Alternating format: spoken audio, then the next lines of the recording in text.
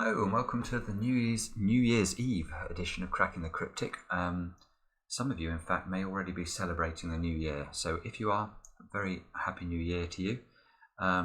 Big thanks from Mark and me, to be honest. You know, it was only just over a year ago this channel got to 1,000 subscribers, and we're now sort of trotting along at over 60,000 subscribers, which is, it's beyond our wildest dreams, really. I mean, when we started the channel, we believed fervently that there was a puzzling community out there waiting to be found, and if we could show them quality puzzles and how to do quality puzzles, that people would be interested in it. And it has proved to be the case, and it really is very gratifying, and it's you know, it's all thanks to you guys. So thank you so much for supporting the channel.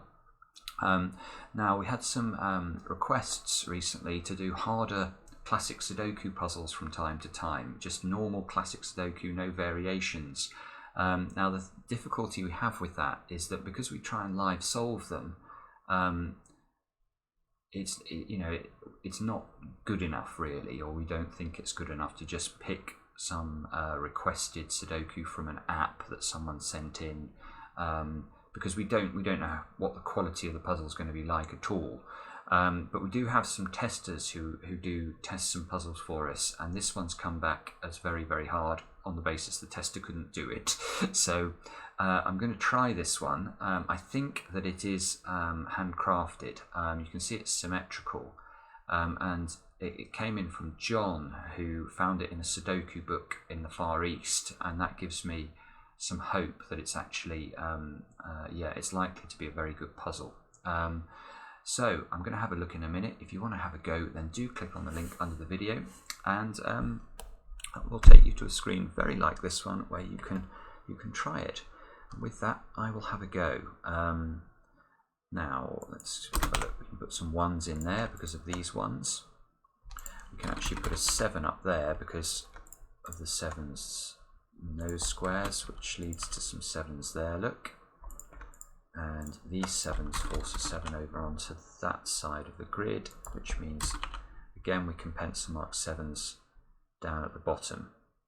As usual with me, corner pencil marks in squares means a digit can only go in exactly 2 positions in its box. Now these 7s are good because they lock a 7 into one of those 2 squares.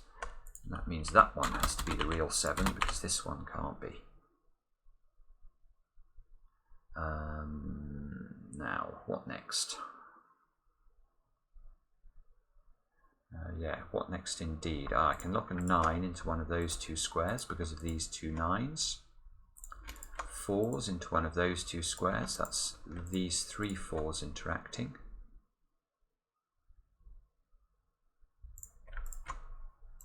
3s here because of, oh no, I misscanned that. Let's just take another look at that. No, that's just a total error, ignore. At least I spotted it, that's the main thing. 3s must go in one of those 2 squares though.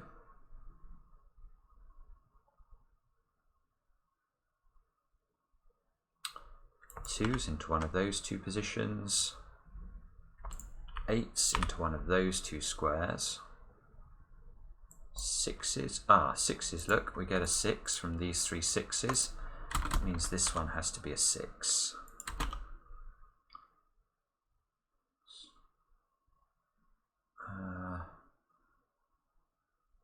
Can we do any better? 2s into one of those 2 squares. Now that allows us to do a little bit of a trick. Look at this 2. Now ordinarily you might not care about this 2 because you might look at this block and go, well, it only eliminates the 2 from that square.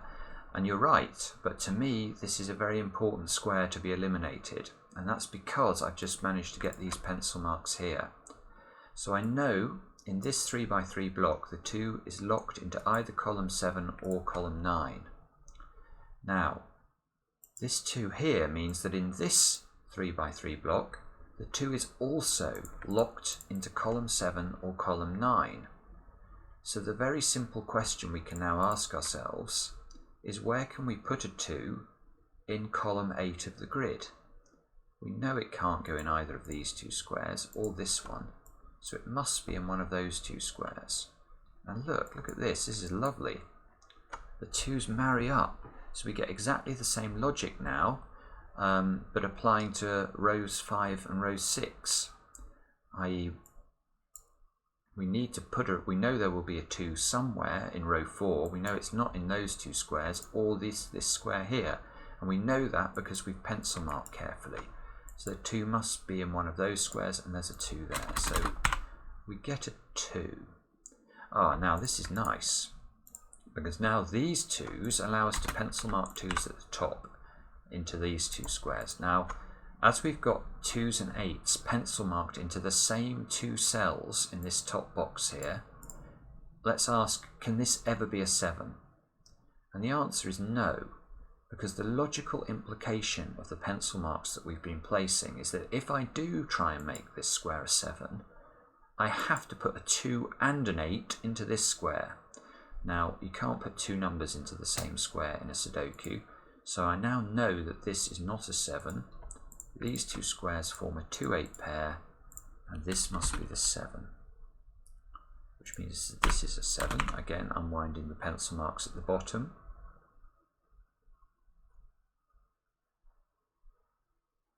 And let's check this column, because we've now got 5 digits in it. We need 1, 3, 4 and 5. Ah, yes, that one, look, that sees a 1 and a 3 in the row and a 5 in the box, so that can only be a 4. Ah, now that's good as well. Look, these 4's operate on the bottom box. They force a 4 into that square. So what are we left with here? We're left with 1, 3 and 4. Ah, now this 3 is now important. That locks a 3 into those squares, which forces this to be a 3, which means that this can't be a 3 anymore. That's got to be a 3. 3's into one of those squares. These two squares have got to be 1 and 5. And therefore that square must be a 6, is it? Yes, to complete the box. That means that one's not a 6, so that one's a 6. Which means there's a 6 in one of these two squares, because of this 6 up here. And in fact, we can pencil mark 6's into this box, because I can use these two 6's to narrow down the possibilities to just 2 squares. Oh, and I can go further than that in this box. Look, this 6. Oh no, not quite further than that, but that 6 must be in one of these two squares. So these 3 squares now are 1, 5 and 6. That one has to be a 1 or a 5. You'll see sometimes, if you're new to the channel, you may wonder why sometimes I pencil mark in the center of cells. Well, when I pencil mark in the center of cells, that means that that cell can only be those pencil marked digits.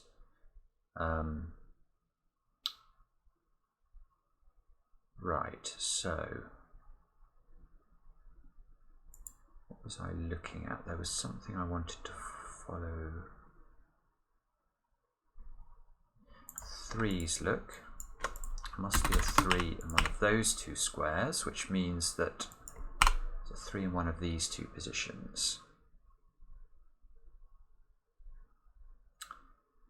Okay, so we're doing all right. Let's have a look at this row. We've got 5 digits in it. 1, 4, 5 and 9 to place.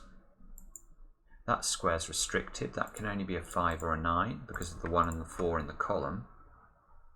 And that one can only be a 1 or a 5. Is that right? Which means this must be the 4. Yes, that is right.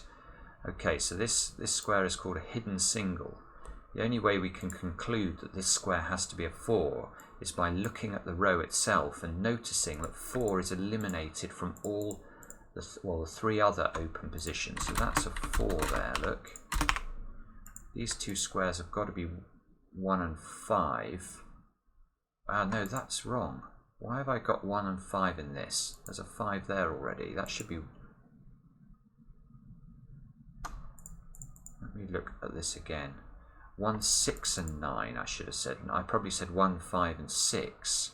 So this is a 1 or a 9. Now I've been lucky, I think, because I don't think that's... I used that logic for anything other than this row. Okay. Okay, yeah, that's okay.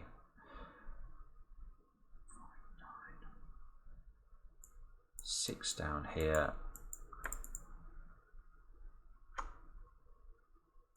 There must be a 5 in one of these two squares. Don't know which one is the 5. And now we are stuck, which isn't a massive surprise. I mean, if one of our testers can't do the puzzle, it's because it's hard. 1, 2, 5 and 8 into this row. This square, therefore, can only be 5 or 8, look. Let's check this column. We need 1, 2, 5 and 6. No.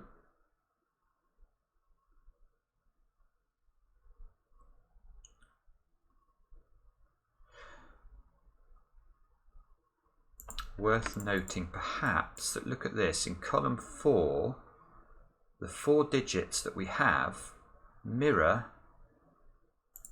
the positions in this column. Now, can we use that to our advantage? So what I'm thinking here is that because there is exact symmetry, if you like, between these two columns in terms of the digits that we've identified, are there any digits that when we try and work out where they can go in these open positions, we'll find that the same digits are locked into the same 2 rows of the grid, or 3 rows of the grid even. You can see it's already the case actually with the 3s and the 2s. So we don't need to look at those. So 1, 2, 3, 4. We need to look at 5, 8 and 9. So 5. Let's look at 5 first. 5. Well, 5 seems to be able to go anywhere.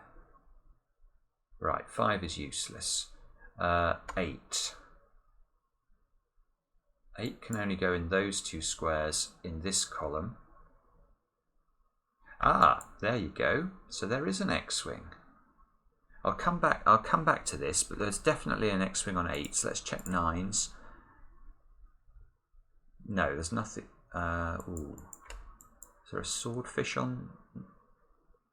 No, it would have to be a jellyfish on. No, this is nonsense. No, nothing. 9 here, in fact, rules out all of the interest regarding 9s. So let's come back to the 8s. These squares here, let me highlight them. I'll highlight them in purple. We know these purple squares are the only 2 positions in these 2 columns that can contain an 8. So what does this mean? And the reason, obviously, by the way, is these 8s dotted around the grid. What does it mean? Well, it means in the finished solution, we might look at the finished solution and see there was an 8 in this square. Now, if there was an 8 in this square, we know for a fact there would have to be an 8 in this square, because the 8 is only in one of 2 cells in this column. So we'd have an 8 here and an 8 here. That is one possibility. Now, the most important thing to note about this possibility is that there cannot possibly be an 8, therefore, in any of these squares in this case.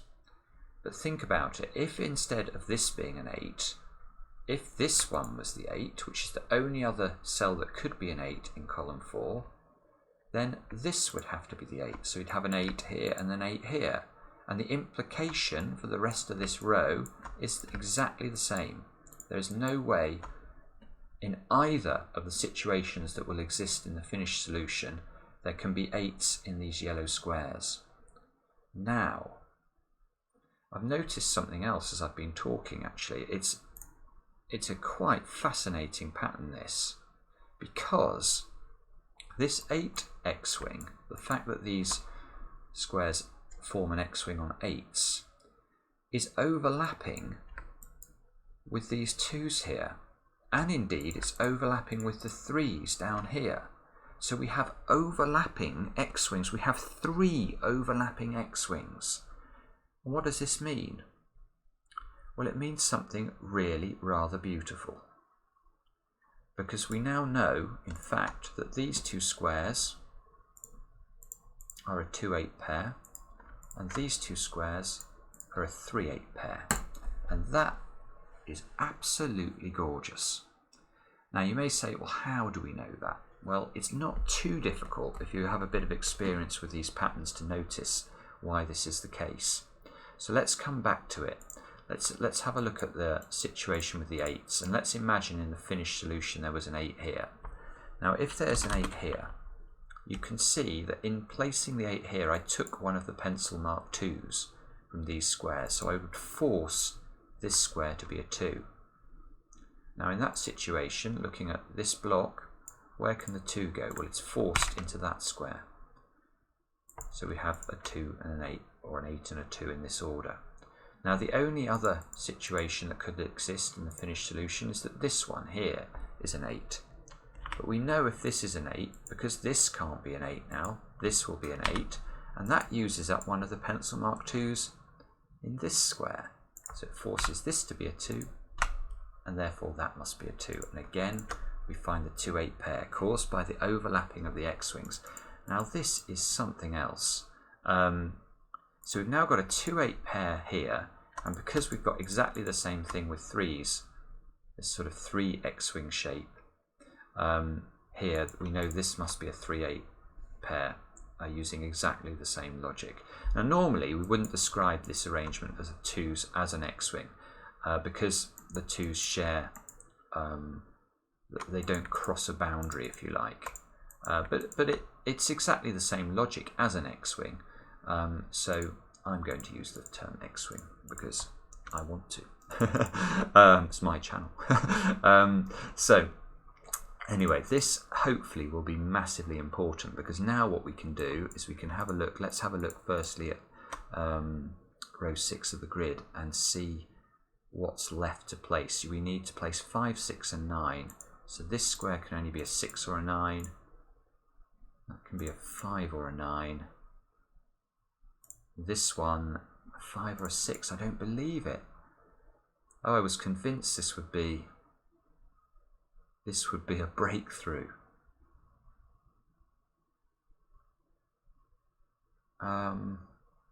Okay, well let's check this row then instead.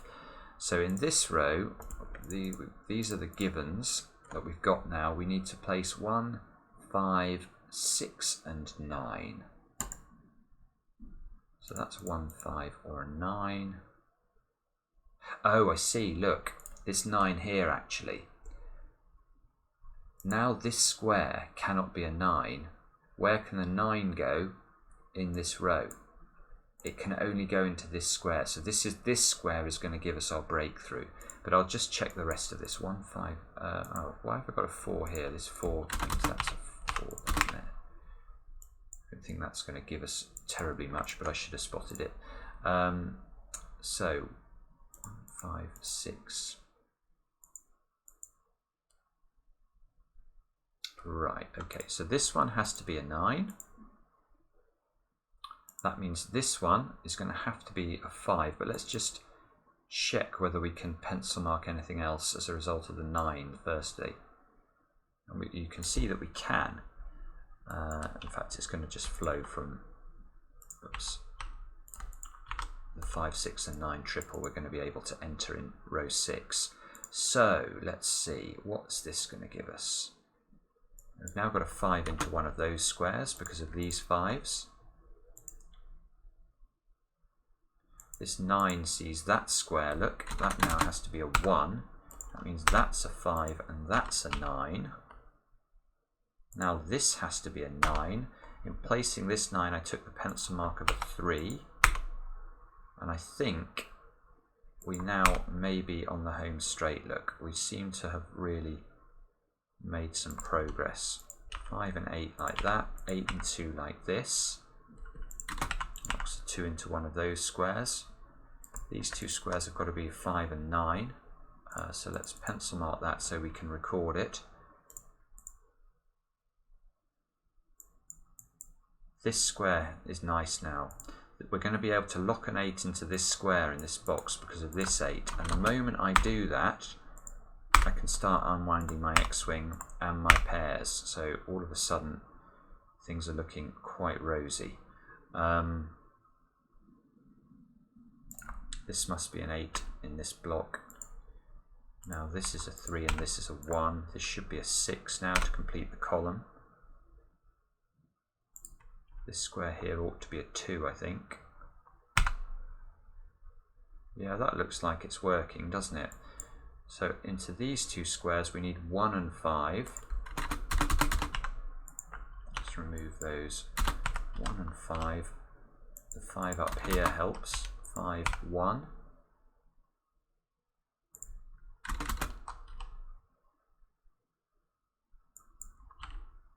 This must be a 6. Because we've already got the 1 and the 5 locked in there, look. 5, 9. This one, if we look at this row, we need to place 5 and 9. The 5 here means that this one must be a 9. That resolves the 9 and the 5 on the left hand side. We need 1 and 2 into these two squares, which we can't quite resolve yet. But I think we're going to be able to soon. Down here, this must be a 5. That resolves the 5 and the 1.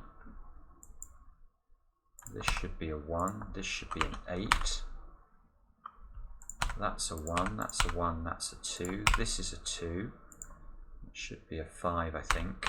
And if I haven't made a mistake, I want to put a 3 in there. Check. Beautiful puzzle. Beautiful puzzle and difficult. Yeah, very, very interesting. So 3 overlapping X-wings, a very, very unusual pattern. And yeah, something to celebrate the new year with. So happy new year to you all. We'll be back soon with another edition of Cracking the Cryptic.